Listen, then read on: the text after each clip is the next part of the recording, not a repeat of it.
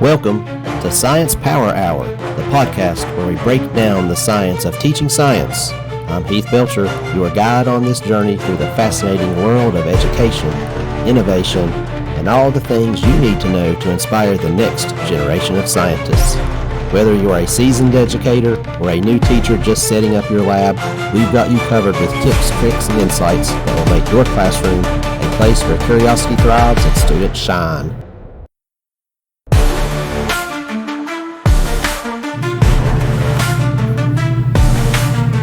Hello, science teachers. It's great to have you here for episode 2 of Science Power Hour. I'm your host, Heath Belcher, and today we're diving into CrossBraining in the science classroom. On this episode, special guests from our partners with the CrossBraining software program will guide us through a whirlwind of creative ways to combine video and academic vocabulary in the science classroom. Whether you're navigating the latest technology trends, looking for creative lab ideas, or just need a little inspiration to keep your passion for science alive, this is the place for you. In this episode, we tackle the intuitive and hands-on application of using video clips as a tool to teach and assess student understanding of academic vocabulary. So grab your coffee, your lesson plans, or your safety goggles, and let's get started.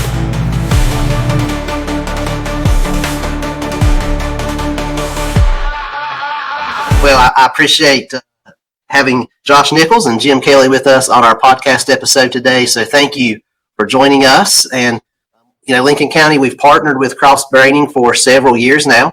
And so some of our teachers may be experienced with CrossBraining. It might be new to some of our teachers as well. But I would like, if you could, just share a little bit about yourself, your background, and then the CrossBraining platform and how it was created. Sure. Thanks for having us, Heath. Josh, why don't you talk about your background a little bit more because it's more interesting, and then I'll talk about how we got together and go from there. All right. So I've been an educator for roughly 25 years, and I think my journey started off in school, where I knew pretty early on that I was a hands-on learner. And that I struggled in some of the other, I struggled to read early on. I was the one in the lower group, got additional help, but struggled. It never, learning things through textbooks and just auditory, I did struggle. I found out when I started playing basketball is when I found out, no, I can do these things. I can do plays. I can run the plays. I can remember the plays as long as I do them. And so I learned by doing, and I think half of the population does. And when I went to college, I got a scholarship to play basketball, and my parents were like, what are you going to do? And I really, my first thought was I wanted to be a construction worker because I just wanted to build and make things. But my mom actually pushed me she was a teacher, and she's, her thought was, I think if you ever got an opportunity to teach the way you wanted to be taught, you could probably be very impactful. And so I taught for many years, and I thank God that I met Jim when I was very young. Jim was my Jim's, I think we're the same age. He might be a little, maybe months older. Maybe months older. Not grayer. All right, we're the same age, and he was my principal when I was in my 20s. Jim was, and Jim came from a project-based learning philosophy and basically just let me go and let me try things. And we ended up actually building, the two of us built a school within the school focused specifically on project-based learning. And one of the challenges we had, and this is over 10 years ago, one of the challenges that we faced was, if you were to put it into buckets, was how do you explain project-based learning in a very traditional school, and every one of our parents came from a traditional model. So how do you convey that to them? And this is where I'm going to start backing off. But one of the ways we did is we thought, let's make videos of what's going on in the classroom and have the students explain what's going on in the classroom. So the teachers could have, so the parents could have a window. Like, are they actually learning? Well, yeah, they're speaking geometry, they're speaking science, they're speaking, they're using the words, and you can see the things that they're building. And that, I think, what became originally was, let's just use video to explain what's going on, actually became very interesting to Jim and I. Like, we were really tracking on how impactful is this. And I think for me, it was the moment when I was like, wait a second, it solved the parent problem. But wow, like, they're really, the students are their worst critics. And I was watching them. I was like, they're actually learning while they're doing these videos. Like, I was like, there was that moment. And so that's my background. And sort of, you can start seeing why we built CrossBraining, and actually morphed out of that need to have kids explain their learning. Yeah. And so Josh, at that point, I mean, this was well before TikTok, YouTube, streaming platforms, and all of that our kids are so accustomed to today. When you all were initially started with those videos, right? Correct. Yeah, we started off, and I was coming out, and that's where we were putting these videos, was on YouTube, like a shortened YouTube and Facebook, where the areas that we had a closed community to share with the parents what was taking place and to capture student video, way before TikTok or any of the main social media. Absolutely. Yeah, I think the original one I had is because we had Windows computers, is we used Movie Maker. It was called Movie. And then I also remember having the flip camera, where you had a USB thing that flipped out and you could put it into the computer, and then you could actually use Movie Maker to have the students do that. And then when Jim was able to secure some iPads, and then we started using iMovie. And so, Jim, pick it up from there. Then what happened once you guys started doing that, and kind of what was next after that? Yeah, so like Josh said, it was really a way to justify, because, again, it was one of those mixed bags, right? Our enrollment was shrinking, and so that's always bad news. But because the enrollment was shrinking, we had space in the building. So basically, the building was set up with a hallway, 3 corridors. There was a center hub and 3 corridors. And we said, anyone that wants to do project-based learning, you can come down to this, end corridor. And anybody else that doesn't want to, that wants to do traditional classes, we're going to move you to the other 2 corridors. And the goal was to try to, for years, we were trying to get people to do more project-based learning, but it was a constant uphill battle. And so in this case, we had, 3 teachers, Josh and 2 other teachers. It was also multi-age that was taking place in there, and it was driven by the standards. And so it was anyone that wants to can come in. And some people would come down to visit, but they didn't want to stay, in there. But what would happen, I remember this to this day, they were making hoverboards. And so kids were going down the hallway with like a leaf blower that they, had on this plywood hoverboard going down the hallway. And you would just hear the leaf blower, throughout the school. And they're like, they're not learning, they're just screwing around down there. And so we're like, okay, we really have to do a better job at marketing this. And again, we're not marketing people. It's just go in and you do. And so we're trying to say, okay, we've got to make sure that people can understand that students are having fun. And by having fun, they're learning. And here's the standards that it hits. And so, like Josh talked about, but with just that video process, trying to get that out. But we kind of discovered the short periods of time. And again, this is before TikTok or any of the things with the shortened characters. At that time, you could upload things onto YouTube, but we just had video constraint problems. And so we wanted to make sure that things were a closed amount of time with that in short understanding. And like Josh mentioned, the students wanted to practice over and over again to show that, they could put it together quickly and that they could concisely convey what was taking place. By doing that a few times, that's when, we were figuring out, all right, this is bigger than just the school. And the school was doing some restructuring at that time. And we're like, how else can we get this out to people? And whether it's in this district or it's around. And that's where Josh came up with the idea of like, there might be something here with a company. And that was nothing that we ever thought about. We both went into education. I never thought I'd be an administrator. And now I've been an administrator longer than I've been, a classroom instructor by far, but all of that just continued to go. And then through the history of this, we would meet different people. And whether they were in an incubator space or they were people that were writing code or they were people that helped form businesses and partnerships, and it just continued to connect. And initially we were going to go, K-12 because that's the world that we knew. the pandemic, and we were making some good traction on that. We were actually at a convention in Michigan. Really, we had a booth. Things were going really well, and the pandemic hit. And when the pandemic hit, that's when we had to really figure out, all right, how do we do this? And a lot of people were doing e-learning, but it was e-learning that wasn't project-based. It was e-learning that's basically a electronic worksheet, and we knew that wasn't us, and that's not what we wanted to be doing. And we struggle even coming out of the pandemic because so many people had a negative experience on their computers with electronic learning, and we're still at a place where we're trying to show, no, that's not us. This is a doing and producing videos of showing people what you're learning and what you're doing. And so we found districts like you that are really can see where you're trying to go and the bigger focus.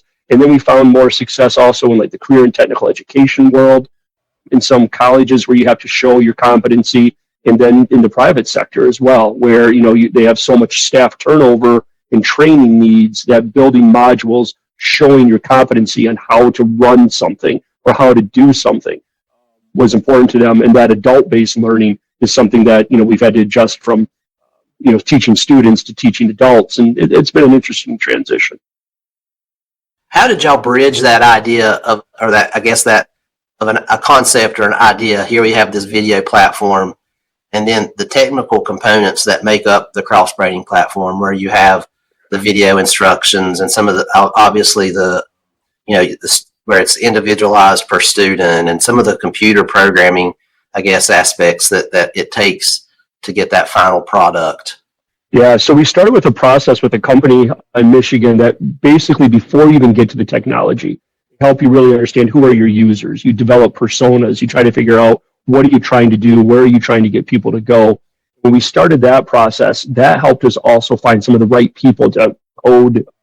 Originally, when we built the platform, it was from scratch, and we had a lot of spaghetti code in the platform. And Josh and I are not the developers, but we each had a vision of where we wanted this to go. And Josh is also very artistic, so he was able to sketch up, these wireframes of what we wanted this to look like.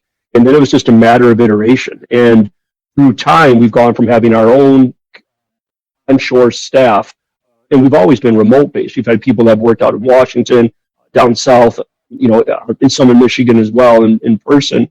And through a matter of time, we found ways to refine the platform, make it faster. We're now operating on a completely different platform than what we were before, and our developers that we're using now, they've built it in a modular fashion. So it's much easier to add things on and grow with where we want things to go into our roadmap than it was really redoing everything. So a lot of it's been trial and error to get where we're at right now. And we've been really fortunate of meeting a lot of great people along the way that could get the vision. And, everyone's been to school. Unfortunately, like Josh was talking about with his journey, a lot of people have either struggled themselves or know people that have struggled. And when we've talked about trying to do education differently, it resonates with people, and they want to contribute and they want to, help with this. So a lot of the developers, school wasn't great for them. And when they could contribute to making learning better, they were really excited. And Josh, so when and what I really like about the platform, and I've said this multiple times, is that it was created by educators for educators. And so one of the things that there's, for example, in the platform, it's just a toggle button that a teacher can use to change view from a teacher view to that student view.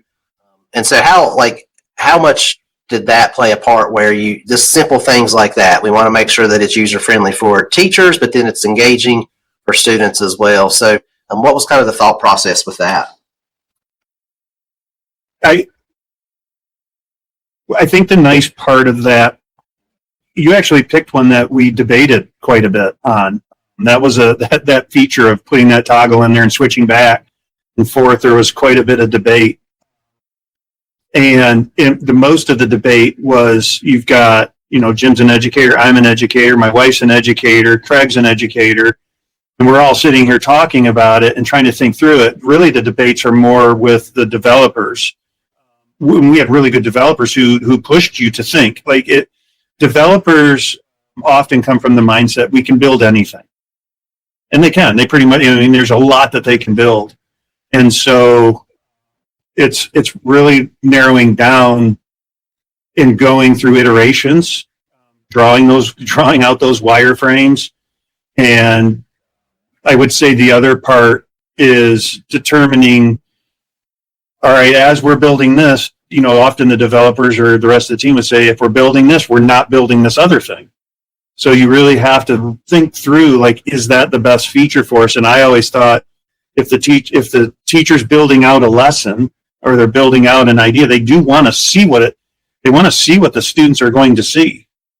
It's just like, I think even when you give out a test to your students, like, you should look through the test and make sure you've taught it all. Sometimes we make those mistakes. We need to be able to see what the students are going to see and see it through their eyes. That was very important to me. Yeah. Well, and so then you get to an end product with the platform as it exists today. And so what are some use cases? I mean, how has it been used all across education? I know, Jim, you've talked a little bit about even some business practices and training for business or for professionals, but what are some of those use cases? I'm going to jump in real quick and cut Jim off, because I just over the weekend noticed that a school and Jim doesn't, I haven't had a chance to share this with Jim, but there's a teacher at a school that we work with that builds a canoe each year. And his students build a canoe. They're in 5th grade, and then there's a river back behind their school. And I always check in the fall to see what he's up to. Like, I can't see what he's building, but I have an idea of I can see that he logs in and the students are logging in. And I knew it was that time of the year, but he uses it. So it takes their students like 2 months to build this canoe. And he uses it to document the milestones. So he has like 8 milestones. So he has 8 steps. So his students are not like on the app all the time by any means, but what they're doing is every week he has a milestone. It might be your design. At the end of the week, you need to have your design done. So then they'll document step 1 is here's our design.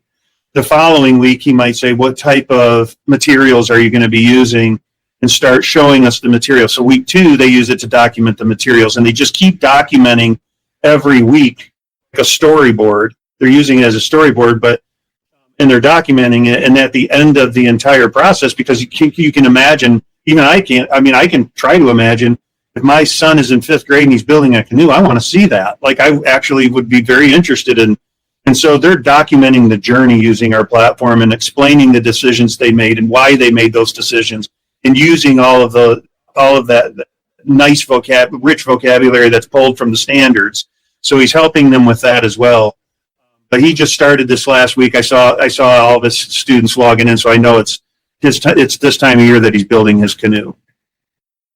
So that's just project-based learning. But as far as like, Jim, if you want to jump into some of the other use cases, but that's a project-based learning use case that we used even in our STEM, or I'll call it as our PBL school. And I think that's what our original design was generally for, was that, project-based learning. But what we found throughout this whole thing is we've seen success in lower elementary. A lot of times trying to find that niche area, people will say, well, you're going to be either a high school platform or an elementary platform. We hear that a lot with different even learner management systems. Oh, we use Seesaw down at this level, but we use Canvas at this level. And what's been really great about this is we've had success at elementary schools. We've had success at middle level, high school, and like I mentioned earlier, CTE and beyond. And so for us, what we've noticed is that the most success is not limited by the students. It's really the success is generated by the mentality of the teacher.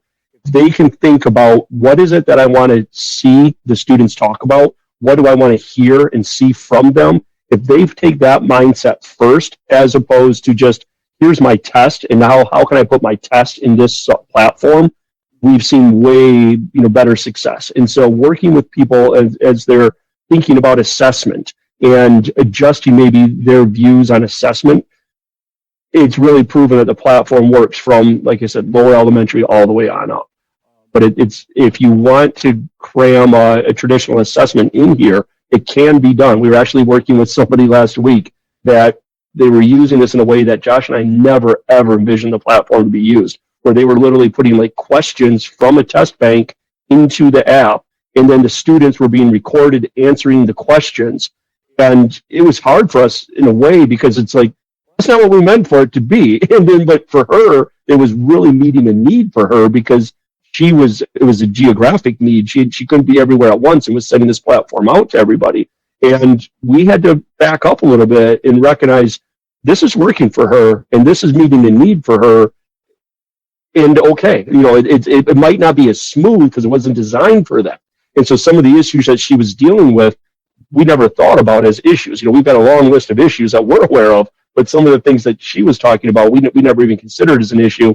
And that helped us really expand our thinking about, all right, we can't be all things for everyone. We got a limited budget, limited development, and if we go too far out, we're going to water things down. But how do we try to keep this versatile enough? And we've tried to, going back to your earlier question, we've tried to build this almost like Google does, where it looks very simple, but it's powerful in what it can do.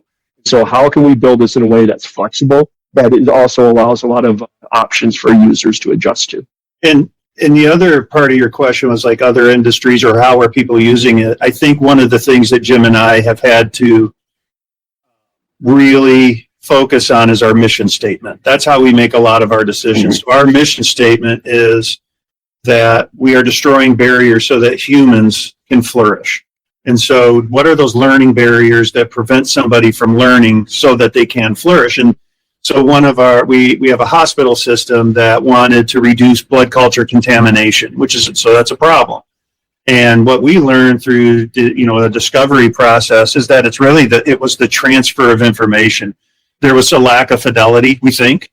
We're not positive yet, but when you have multiple instructors saying this is how you do it, and you have 40 locations across 10 states, you can see where a lot could go wrong. So what if you had your best instructor teach it to everybody, and then the nurses were able to check in and show we're doing it exactly the way that you showed us how to do it. And so when we have clients like that, that totally matches our mission statement. There's barriers in there. These people aren't flourishing.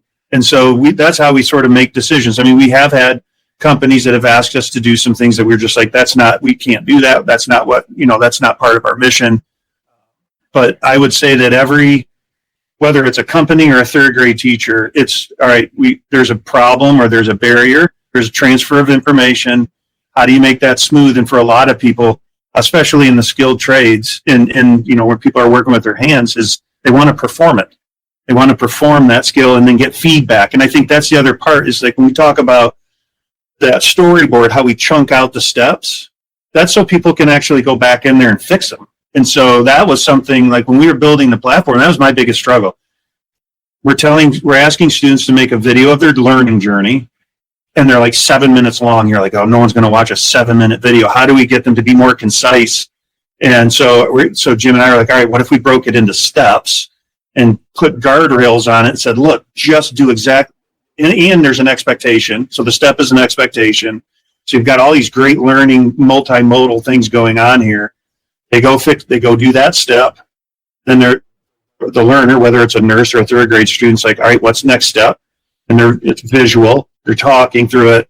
But if they make a mistake, they can go back and fix that step, not the entire, not the whole video, the whole process. And so that was important.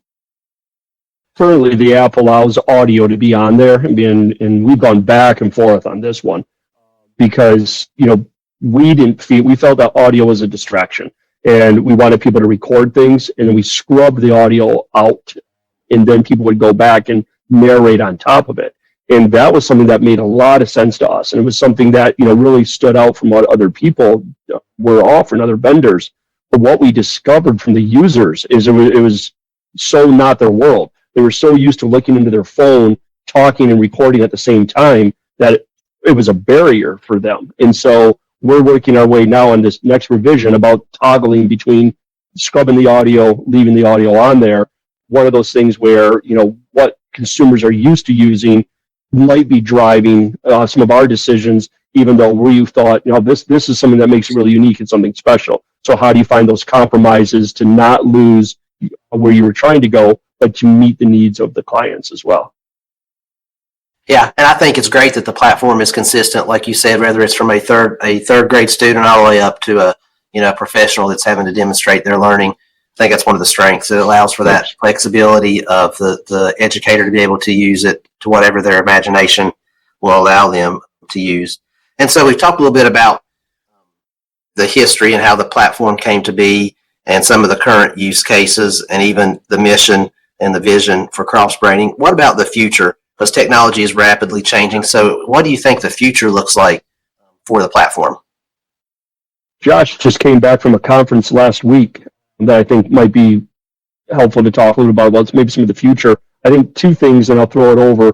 The collaboration continues to be important to us, finding the right people to work with, whether they're industry experts, they're associations, they're developers like we've talked about before, or people that are even like on our board that help guide us. So I think relationships are going to continue to be key for us. And then I think continuing to find the right niche markets is helpful. And Josh, I don't know, like I said, I didn't mean to throw you under the bus there, but I know you're pretty excited about that conference you were at and some of where that can go with the collaboration of the future. Yeah, we got to speak out at the Competency-Based Education Network, CBEN, and it's a nonprofit that is really focused on just competency-based education. And specifically for us, it was performance-based assessments. And one of the things that I learned out there that I did not know is that the United States, so there were a number of vendors there that were also speaking on this topic. And, thinking about the future was your question. So the future is, one, AI, really integrating AI so that people can make lessons easier. I mean, if we started playing around with it over a year ago, even with the nurses we were working with, I'm not a nurse. And so I would say, write out 10 steps to prevent blood culture contamination, and it'd spit it out. And then I'd use those steps and I would talk to the nursing and the clinical educators. I was like, is this about right? And they're like, yeah, brush this up a little bit, but holy smokes. And you're like, okay, so you can make lessons really quick in there. And so AI is definitely a big piece of it. We have a joint venture that we're working on with augmented reality as well. So tying in AI and augmented reality so that that's a piece of the step. So if before you get to CrossBraining, something can show you how it's working through the glasses, and then move. And again, this is part of the mission statement, is that destroying the barriers that prevent people from learning? It is. So we're excited about that. So, the augmented reality / AI is a neat piece. But when I was out at the performance-based assessment talking about that, the interesting thing that I did not know is that some of the vendors that are from like Canada and over in Europe are there, and they were talking about pretty much United States is one country that doesn't allow this really easily. Yes, we allow driver's licenses. I take my driver's test in Michigan and I can drive across the United States, and everyone says, oh, that's fine. You've got a Michigan driver's license. You can't do that with teaching. You go to the next state, you got to go get their state certification. You can't do that with medicine. You got to go get their state In other places around the world, they use competency. They don't use that, that bureaucracy part of it. And so in Canada, you can do a lot through just competency and show and demonstrate. And really, that's what they want to see. And I think industry is going that route. I think colleges are going that route with fast tracking. We're starting to see one of, I can't mention the name of the company, but one of the companies we're working with is trying to upskill roofers quicker and to provide a 5-day course. A 5-day course, and then the following Monday, they start working right away, and they got a paid job. And that's a great model. Again, that's a person's flourishing, and they're learning, and that transfer of knowledge is happening through the computer. But I think what the future for us is to really focus and help those decision makers rethink what performance-based assessment looks like, to allow it to maybe potentially credential it. I don't know. Jim and I talk about credentialing. That's a weeded, it's a very tangled, difficult thing to navigate. Jim showed me a picture a couple of weeks ago, and I looked at it and I was like, that looks like a rat nest, how it all just flows. And so how do we make things easier? How do we help people learn easier? How do we empower those kids that Jim and I saw all the time when we had the PBL school, where they struggled in a traditional setting, but they flourished in our setting because they were allowed to actually look, I can show you, I can do this. I can do it. I can't maybe answer the question, or if it's a time test, I might not be able to have the time to think quick enough to answer it. But if you give me the time, I think I can demonstrate it to you. And so the wishful part is more of a performance-based assessment model in the future, integrating AI and some of the technology tools that are out there that help things speed up the development of courses and lessons, is all in our, is I think what we're basing our future on is just harnessing those. and continuing to work with people like you and other districts we've never said we figured it out. We're trying to figure it out. That's, we're not saying that CrossBraining is the answer. We're saying it's part of the answer, and by collaborating and listening to the educators who have their boots in the ground every day, I think we're gonna make some big gains in the next few years.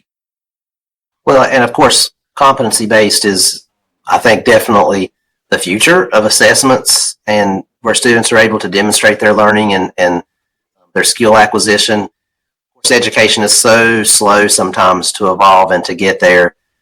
It's great to hear and to know that there's already products that are thinking along that direction. And of course, for our teachers, naturally, they can easily begin to start to use some of that competency-based assessment and learning using a platform like this to their advantage. And so whenever we're looking at the platform specifically, so we've talked a lot about some of those use cases specifically, but are there, and even like, for example, the step-by-step process to building a canoe, or, in a CTE classroom, a particular skill, and what is the student's response in using the platform to be authentically engaged in the learning? What do we see from the students that are actually using the platform? Probably one of my favorite moments was watching a nursing student that was an 11th grader taking a medical technology, or I think they call it medical tech or med tech class at the local ISD, which is, I don't know if they're the same in South Carolina, but we don't have that at our school, so the students go to the ISD and learn that. And to watch her explain blood pressure in those steps, and to just stand back, this was in the beginning of CrossBraining when we were beta testing it with people and watching them. And when I saw this young lady practice over and over and over, she was her worst critic. I mean, she had a higher standard for herself than any teacher in the world could ever have for her. And so when I watched her do that, and I thought, okay, first of all, she's never going to forget this because she said this thing like 15 times. And then I thought, okay, she's broke, she has it in those segments, and so she's learning. And I thought, oh, I knew this was a learning tool, but for me, that was the moment when I was like, everything about this makes sense. They're recording it, they're speaking, they're fixing their mistakes, they're holding themselves to a very high standard because they hear their voice and they see their face. And so that to me was the moment when I thought this definitely can work. Yeah. So Jim, and probably both of you would have some feedback on this. So the role of assessment and feedback is obviously crucial in the classroom, in the school environment. So even from the teacher perspective, and Jim, perhaps even from an administrative perspective, how can the platform really help with that idea of feedback? Yeah, like Josh talked about, if you think about the steps, right? What's nice about this is that at any spot you could go in as the instructor and you could give that feedback. And so you don't have to just wait for it to be completely finished and then like, oh, sorry, go and redo it again. You could do it throughout the process. You could also go in and say, on step 2, like going back to the blood pressure thing, on step 2, this was looking really great, but your finger was off just a little bit, on where it needs to be. Just fix that one part of it, and then you can resubmit and get your points. And I think that's something that is really nice, that it can be specific, it can be just in time, and it's asynchronous. So if you wanted to go back and study before, your exam or something like that, you've got the teacher feedback, you have your own information. It could be text, it could be visual, it could be audio. And really, it's not a prescribed, this is the only way. So if a certain way works best for you, Heath, then it's different than Josh. The platform's flexible enough to allow that to happen.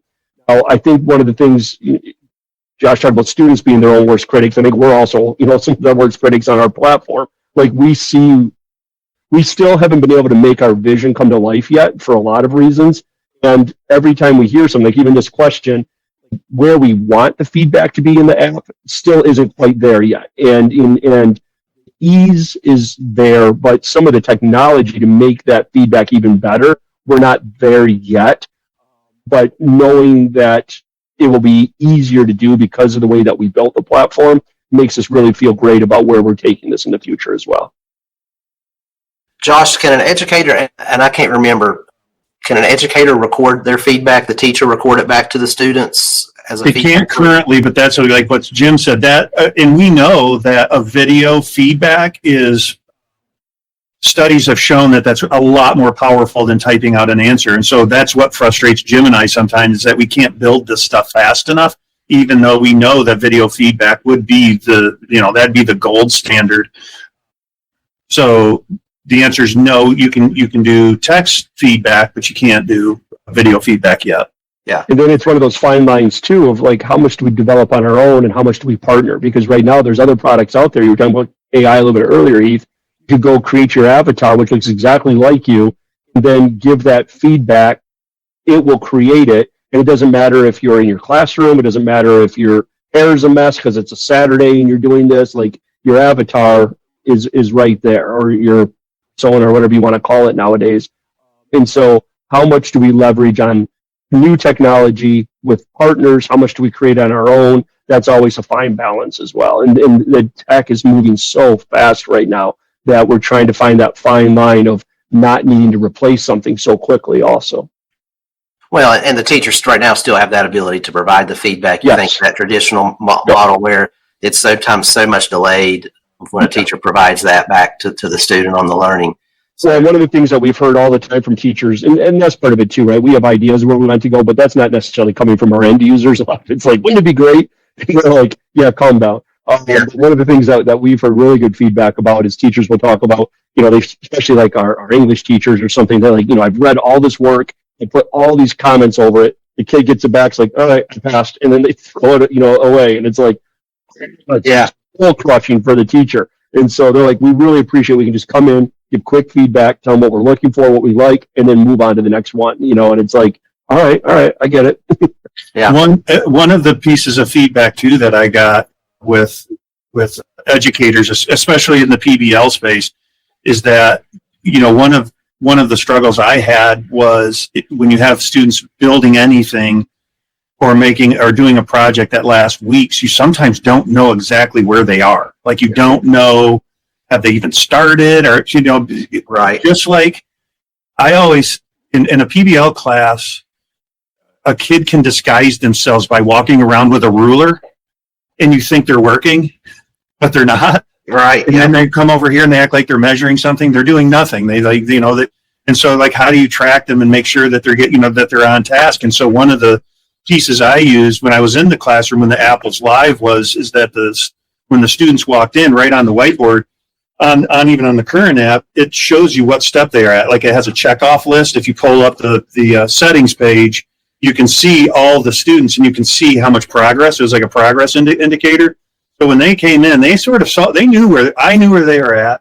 Yeah. I was like, all right, everyone has little Jimmy in their class. and hey, little Jimmy, I can tell you haven't even started, and everyone else is like 3 steps in. Right. So it was a great way for them. They just knew, like, when they walked in, I'm like, I'm tracking you guys every day. And expanding on that too with Josh, one of the negative things that we've always heard as a teacher, as a principal, all the way through, my job now, is I hate group work because I get little Jimmy in there and he doesn't do anything. And then I get Heath that's in there and he just talks but doesn't produce. And then what happens is the night before, Josh and his mom are there and they're buying the fold out board and pasting everything on, and then everyone hates project-based learning. And so one of the reasons that we developed this was to be able to show, this is what Josh is responsible for, here's what Heath is responsible for, here's what Jim's responsible for, and you can see the progress of each of those people within that one project of the group. Then it's like, all right, you know what? Heath did his things, but Jim didn't do any of his parts. So Heath is not punished from that. It's Jim, that's responsible. And then, the teacher could talk to those people because that progress is right there and that accountability and responsibility is there.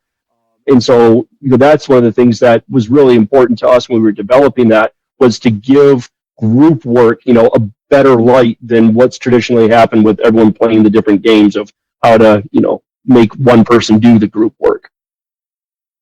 Yeah. And so before we get into some of the, like, specifically what CrossBraining can look like in Lincoln County, what does a teacher need to have to be able to use CrossBraining?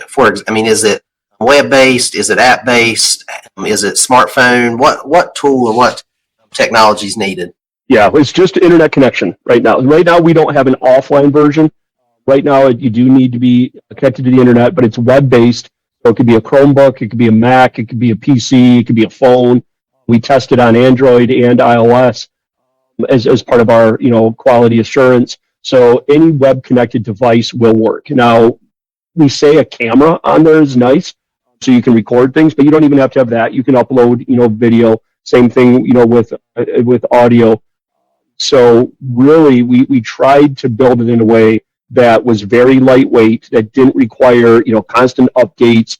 The app itself will update, but you don't have to go out to the app store and get the next version of it or anything like that. As long as you're using a modern browser, we make sure that we're writing to that.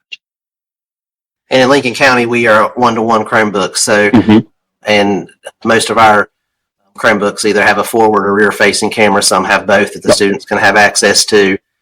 And so if they contact us for subscription to the CrossBraining platform, and they could get started with just the student-issued device, correct? Exactly that. A Chromebook is perfect. We feel that is a device that is very versatile. We write to that particular, so we always test on Chrome in particular to make sure that that's working properly. And like you said, the Chromebook's great because it's got cameras in both ways, so you can be the student facing, or if they're doing something and taking images or videos of what's behind them, that's really helpful. And the screenshot too, because a lot of times people are creating things on their screen and they can record from the screen itself and show that work from their device. And one of our initiatives in Lincoln County has been with academic vocabulary, and part of that, and you talk about removing some barriers for the learner. And what we had found, what we were hearing from teachers, were that students struggled with really being able to communicate the academic vocabulary, or being able to really transfer or translate academic vocabulary to an end of course or an end of grade assessment. Sometimes in conversation, it seemed like they had it, but then when it came to actually applying that either on paper or through some other kind of assessment, they struggled with that. And so we've worked with CrossBraining, and y'all have helped us come up with some good models and examples of how CrossBraining can be used to help a student master their academic vocabulary. So talk to us a little bit about some of the examples that we've talked about and what you all have kind of helped with some of that work. Well, I'll take the first part of this, Jim, and I know you have some thoughts on this. Early on, when we were building our advisory team, one of our advisors is an engineer, and I was showing him the platform, and the first word he said out of there was, this helps you contextualize your learning. So when you think about vocabulary, really what I thought, it's these videos can depict the words in real life situations. So the words that are coming out are being matched with the performance. And that's really strong with vocabulary, when you can actually visualize what's going on when you're saying a new word. There was a science one that was done a few years ago that my wife did in her classroom, where it was about water molecules, and then how water molecules can come together and what that is. And so when you see she had two water droplets, and two students were blowing each droplet together to become cohesive. They are coming together as one. You can say cohesive all you want and water molecules all you want and read it, but visualizing those two water droplets coming together and saying it's cohesive and that these molecules are coming together that's incredibly powerful. They won't forget that. And so when you're going through, I think some of those higher end vocabulary words that have multiple meanings sometimes, that's another issue with vocabulary, is multiple meanings. When you can visualize the words that you're saying, that's very powerful. And I don't know of I was not taught that way. I just, unless it was my dad and I out in the garage and he's showing me, right? And so then I could understand, but that's very difficult to do in books, and it's very difficult to do when you're reading. And I think even a lot of platforms will still do the traditional, index cards. It's just electronic, where here's an image and what's the vocabulary, that goes along with that. But what we try to do with vocab, and what we've seen of some of your instructors at Lincoln, is how do we really show the vocabulary? And then whether that's the instructor provides the images or the videos, and then the student narrates it, or the opposite way, platform is really flexible and allows that to work with whatever the department or the grade level or the individual instructor decides is best for them, and mix it up. You're not locked in of only one way to do things. And so, I think that one of the big advantages of a district your size is how you can share with each other and learn from each other and see that. Like, oh, all right, that's a different way, of understanding or showing understanding of this academic vocabulary that maybe I envisioned when I was first, developing this. And I think that's something that's pretty nice about doing a district-wide initiative like this, but it allows for flexibility. And I'll piggyback that. Jim, you sent me out to a differentiated instruction conference like 15 years ago. And I was trying to wrap my head around that because I believe in differentiated instruction, totally believe in it. And I think it's fantastic, but it's very difficult to pull off in your own classroom. Like, you only know your own models. Like, I only know what I know. And teaching can be a very, I almost feel like you're a solo entrepreneur as a teacher. You're in a classroom by yourself all day long, pretty much. You rarely do get the feedback. That's hard to do from other instructors. To the students to stay engaged with you, and so you need to show up at school. So differentiated instruction and learning, I think, can be very powerful in this way, because you can have another teacher say, check out what I did in my classroom. And then and again, that going back to the vocabulary, you're differentiating that instruction. You're giving that student that didn't succeed maybe in a traditional model, or reading it or writing it and trying to memorize it, you give them this additional modal to think about, which is, okay, just explain it, walk me through it. And that's not a typical model. That it's a super acceptable model in everyday world. Your washing machine breaks, you go to YouTube, you watch a video. We totally accept that model. But in the classroom, not everyone learns through YouTube. Some people would rather go, and I'm not the person that would go get the 3-ring binder, but there are people that, let me just go look at the instructions. And so there are people that are built that way. But when you differentiate and say, okay, here's another way, and you, again, a district your size, what gets exciting to us is, Jim and I will say, can you imagine a couple hundred science teachers or 100 science teachers all sharing how they're using it in their classroom? And you have this library of lessons to choose from, and then you start thinking, I can differentiate because I just saw how this person's doing it in their classroom. Because we just don't, as teachers, we just don't get enough time to go watch other people. And so this gives a window into multiple classrooms and how they're addressing vocabulary instruction differently. Yeah, absolutely. It gives, and of course, all their learners are at different places, and so it allows them to be able to, in some ways, personalize that learning experience for each individual student. And of course,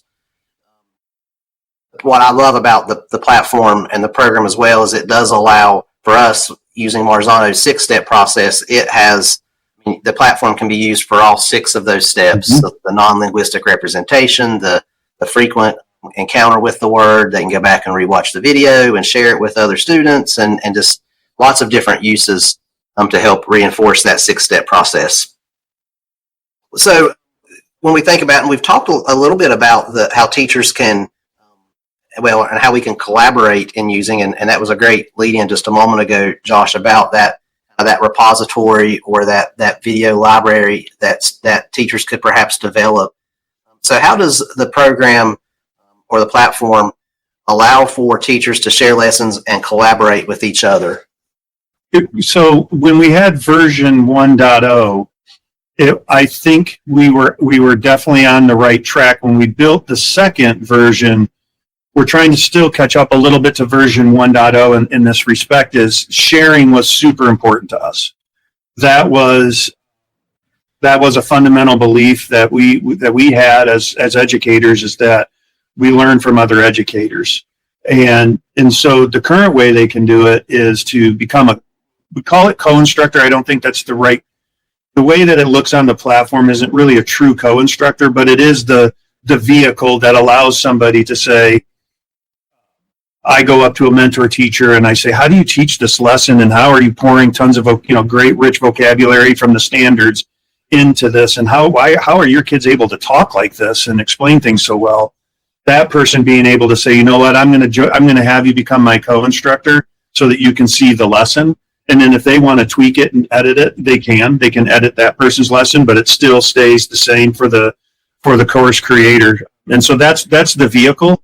And as your teachers are using it more and more and more, we'd love to have feedback, what they envision of a shared lesson, or what that actually, what does that actually look like to them? And can they articulate that to us so that we can build the right next, that next version of what sharing and community and a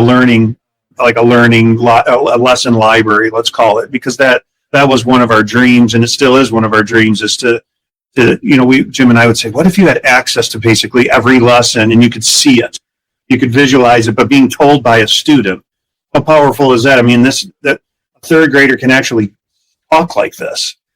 And I think that's the other powerful thing. A lot of people, we underestimate what they can do, but by sharing lessons from one teacher to another, takes a little bit of that lift, especially I think on new teachers, it takes that lift off of them and saying, hey, just press and play. Because I think teachers also want that press and play thing too, where it's like, all right, thanks for the lesson, now I'm going to assign it. Absolutely.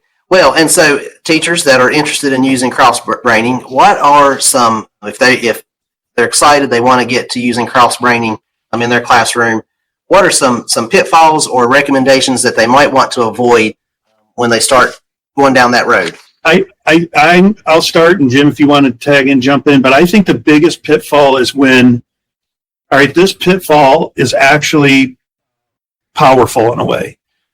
When they sit there and they have to think about, let's say they make a video on explaining some type of division process, whatever it is. So they do their video. The pitfall is often they're like, well, how do I break this into steps? Like, what do I do? 5 steps? Do I do 2 steps? Do I do 6 steps? Those questions that they're answering them, the thought process of going through how to break your 1-minute lesson into steps actually makes them a better instructor, because they have to start thinking about, what is the expectation I have for my student? That's fantastic. And something that we don't do all the time is, what is you clearly have to have an expectation for the student in order to use our platform. And then you have to chunk it out. What is my expectation in each of those steps? And so the pitfall often is, how do I break it into steps? And what are those steps? But the answer to that pitfall is, I'm now a better instructor.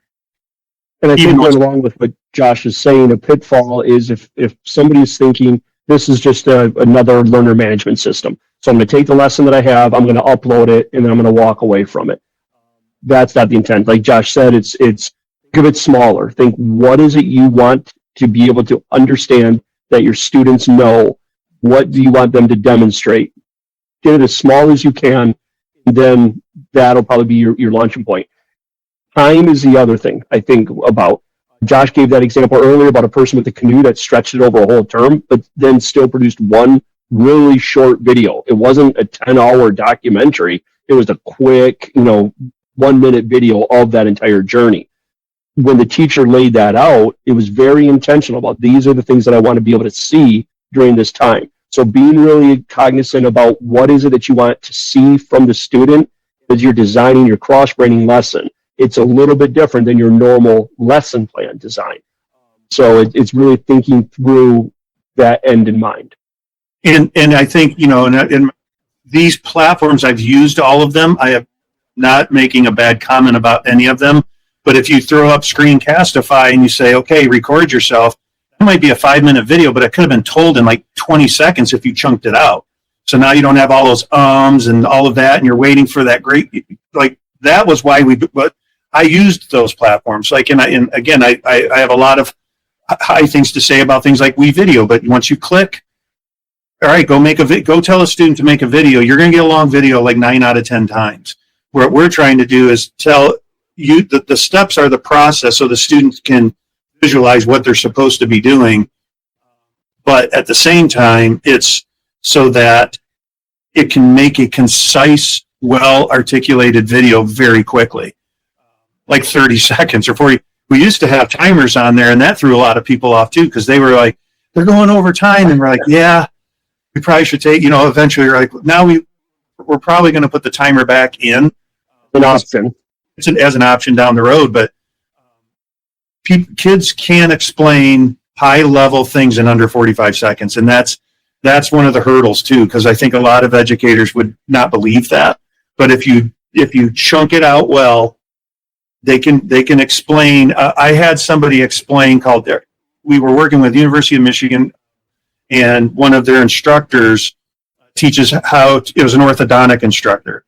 So it was called How to Apply Third Something Bends on the Braces. And you would think there's no way someone can explain that in 45 seconds. Even she was the instructor. Was like, I don't know if you can. It's probably going to take like 2-3 minutes. He's like, well, let's try it. Let's have you. I want you to try it. She did it. Because I said, just chunk it out. Make sure you chunk that out. Be very specific about what you're explaining in each step. And in 45 seconds, she was explaining this whole process of applying third order bends to braces with 50 words I had never heard of in my life. Well, and that is still a critical skill for a student to be able to clearly communicate in a short period of time the important facts of whatever they're trying to demonstrate that they have learned. So certainly it goes along with a skill that students need.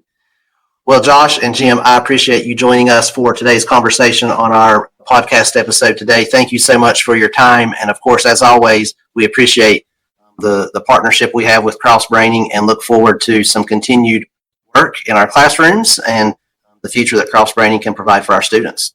Well, Heath, equal sentiment right back to you. We really appreciate the partnership. Thank you for having us here today. And as always, if there's anything we can do to help you or your teachers or your students, please just let us know. Yeah, when you called out to Craig a couple of years ago because you were looking for some GoPros and learning that there's other schools and PBL schools out there, like Jim and I we were fired up. We were like, this is really cool because this is one of our visions. It's hard to do innovative things in the classroom consistently. It's hard to pull some of these things off. So we're just excited to be associated with a district that is trying to break those barriers. Thanks for tuning in today. Don't forget to subscribe so you never miss an episode. And if you're looking for renewal credit, be sure to fill out the form linked in the show notes. We'll catch you next time on the Science Power Hour podcast with more insights and strategies to boost your science teaching.